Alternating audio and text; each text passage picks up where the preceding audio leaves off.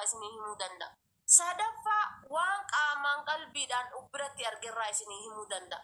Arfaffaa waan hawaasa naannoo irraa argerraa isiniif himuu danda'a. Sitaa itti gadhugi. Sintaane itti gadhugi ka'iiti yoo sintaane haqqisi. Kun hunduu siif hin ta'u. Ignore godhiiti kallattii itti jirtu san itti fuufi. Booda achi geettee gaabbuun keen ol waan ta'eef overgame. Malee arraba dheerachuu maa barbaachise? Maa barbaachise? Amma waan kana sirriitti dabala dandeenya. Hawaasni keenya jechuudha.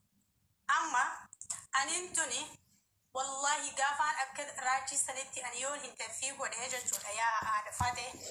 Yoon akka raachisanitti interview godhe ani rabbii guyyaa qiyaamaa si kadhadhe ani hanga ololee ajandaan irratti deebisa meediyaa sadiin dide wallahi laaziim. Maaliif ani seenaa kitaaba meeqa barreessanii qabaadha Fatee. Wallahi billahi tallahi. Garuu interview tana akkanatti hin godhu. Wallahi jeetiin didee never ever media tokko irratti haga amma yaaddan jiran. Gaaf tokkoon mucaa tokko abdii shoowiidhaaf interview gubbaa waa'ee siyaasaa qofa irraa godhee irraa bu'ee ani ijoolleen na yaaman hin jirani. Ammoo akka Nasraa Gursunitti ani yookaan gillii ta'u yookaan mangistii ta'u yookaan qullaa ta'u yookaan guutuu ta'u yookaan nama isinitti boontan ta'u yookaan nama isinitti boochan ta'u gaafaan interview isinii godhe ani isiniif hin godha. Iccitii ya guutuu background ya guutuu isinii ibsuudhaaf qophiidha. Garuu ammaa miti. Amma fagoolee yoon taane gaafni isinii godhu ni dhufa. Yaa hawaasa Oromoo arguuf teessan. Garuu namni isin laaltan kun if dhaaduuf osoo ani isiniin hin jahu ani wantiniin calliseef yeroo dhiyootti biyya abbaa kiyyaatti ni gala. Oromiyaa keessa dhaabbadhee taa'een qaamaan isin garsiisaa fiidiyoodhaan isni galee fiidiyoo ani interview isinii godha malee iskaayipiidhaan interview hin godhu jeetiin taa'u jira. Warabbal kaaba warabbal hayaa dhageeffadha wallahi laaziim. Iskaayipiin taa'ee biyya taa'ee fi amma fakkeenyaaf miidiyaa Keeniyaa jiru irratti miidiyaa Itoophiyaa jiru irratti miidiyaalee Ijiptii jirutti yookaan miidiyaalee bakka jiru kanatti iskaayipiin interview hin godhuutu ani nakaa'e malee wanni biraa akka tan na keessa hin jirtu. An Oromiyaa keessa dhaabbadhee miilaan biyya keessa jiraadhee interview godhuun barbaada.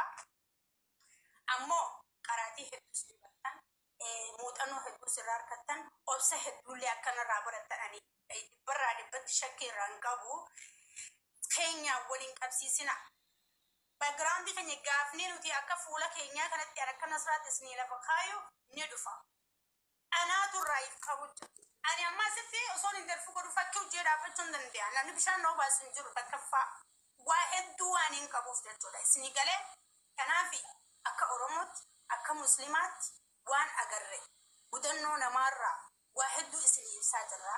Kana fudhadhaa. Nuti akka nama isin hordoftanii tokkotti dhaloota nuti dura lafa bulle ibsa kana dabarsaa jirra. Dhaloota nurra gurguddaatiif warra dabarsuu jira. Hariifummaa if godhuuf isinitti himaan jirru. Baaragee mattaluuf isinitti himaan jirru. Yookaan beekamtii barbaadaaf isinitti himaan jirru. Amma akka namoonni baay'een nama arrabseetiin beekama jee miidiyaa kanarraa shukkumamutti isinitti himaan jirru. Akka namoonni baay'een nama xiqqeesseetiin ifi guddina arkadha jee ibsoota tokko tokko dabarsutti isinii ibsaan jirru. Dhaggeeffadhaan akka Nasraa Gursunitti. Wallahi laaziim ani waa hundarraa bilisa taheetiin akka qaama kiyyaatti akka eenyummaa kiyyaatti akka dhalaan guutuun maqaan isaatii yaamamtutti fudhadheen yaabboleeyyan kiyya isinii himaa jira. Wanni isin sirnaa hubachuu qabdan. Takka beekamtii barbaadaaf waan kana jechaa hin jiru. Lammaffaa nama xiqqeessee if guddisuuf waan kana jechaa hin jiru. Qabadha. Nuti yeroo laallee agarru haala sooshaal miidiyaa kanaa namni hedduun nama busheessee if mi'eessuudhaatti qabadha. Nama gabbuusee if guddisuudhaatti beekamtii barbaadaaf sooshaal miidiyaa kan namni hedduun akkasi fayyadamu. Akka Nasraatti ani fooloo na alatullaa alay fooloo fidaa mataa kiyyaa amma na jalaa argamtu ani namni na jala jiru guutuun wallahi laaziim because I don't care. Ani Oromoon kiyya eegana beeku waggaa meeqa an beekamtiif waan takkaaf tittaayii kanarra sirduuf fooloo sin barbaadu. Amma kuma 300 kanarra kuma 3 nama ismaartii dammaqina qabu habayya xayyanata qabu santuutu naaf irra qaaliidhaan fooloon daawun kan daawun fool by ani naaf fooloon akkasii garuu guba madaa wallahi intalti haadha takka kan laffaatee dhaltee guddistee ilmi ambaa tokko intalti sanni bareetti durummaa qabdi jee qabeenya isaatti gannannaqee biyyaanan jiru kana ani maqaa isinii mun barbaadu iccitii isinii baasuun hin barbaadu Itoophiyaa irraa birrii maaqa baasee as fidatee intalti qottoon dhoytu makiinaan irra bahu bakka raftee dhiiftee kaatu waan itti laffee fidatee firraa dhabee sinii galee kabajaadhaan haadha siitiif deebitee achi aanarraa turbee baasii lammataa baasa Itoophiyaan deebise akka meeshaatti dhaglalee jechuudha. Intala dhalaati. Haadha hamileen cabxee, abbaa hamileen cabee, hiriyoota isii, shanyii isii mooraaliin guutuun irraa gatamee uraa biyya kana hin dhabne jechuudhaan intalti galte. Ani na dhagayameetiin ani hin dubbadhu waan akkanaa ni beekta wallahi. Hin dubbadhu ani waan akkanaa hin dubbadhu. Dhiyeessi takka tan lafee dubaraa barbaaddu jira. Lafee namummaa.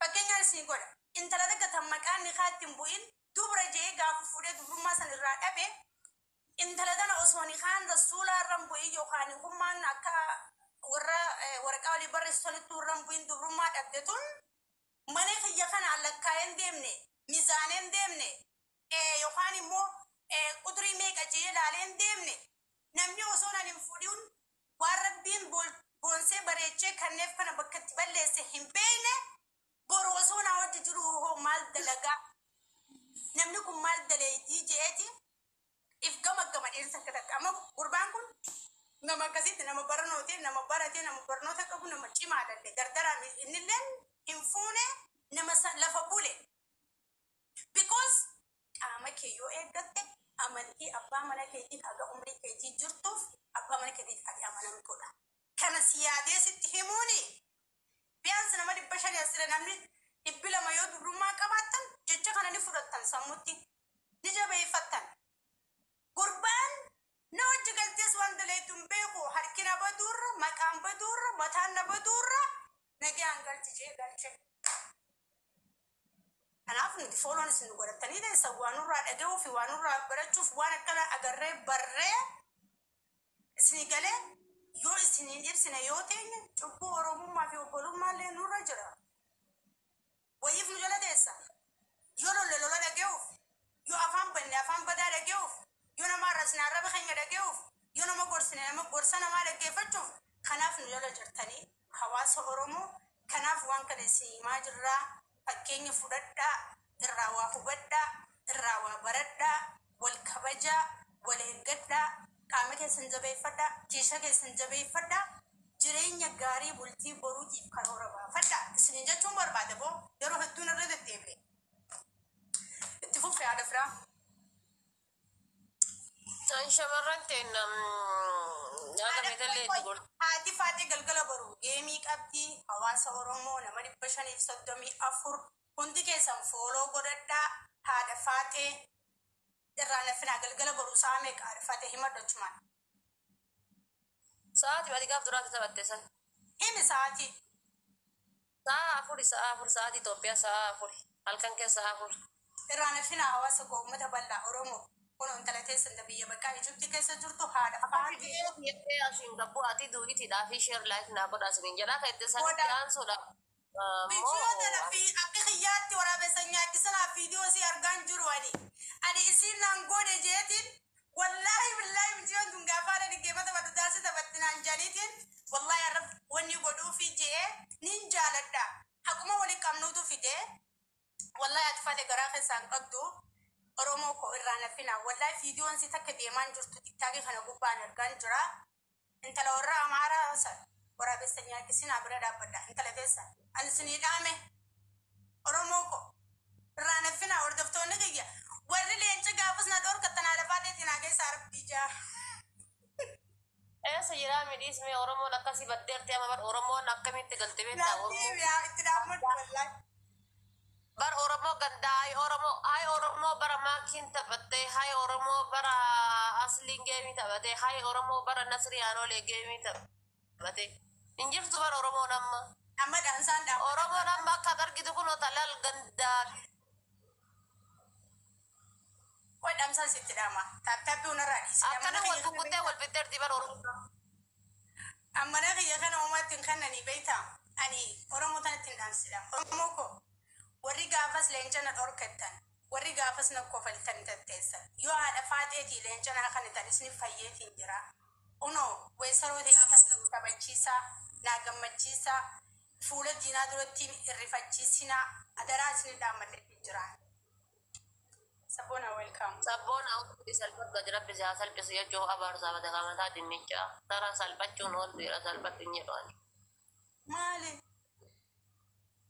Kom waan inni dhaqee komentii barreessuudhaan gidduu namichi kun narraa dhayame akkanuma na soqa kun waggaa mootor gaafa tiktookii banateeti inuma na soqa yoo kaatti na gurguraate uummanni harargee xiqqaaf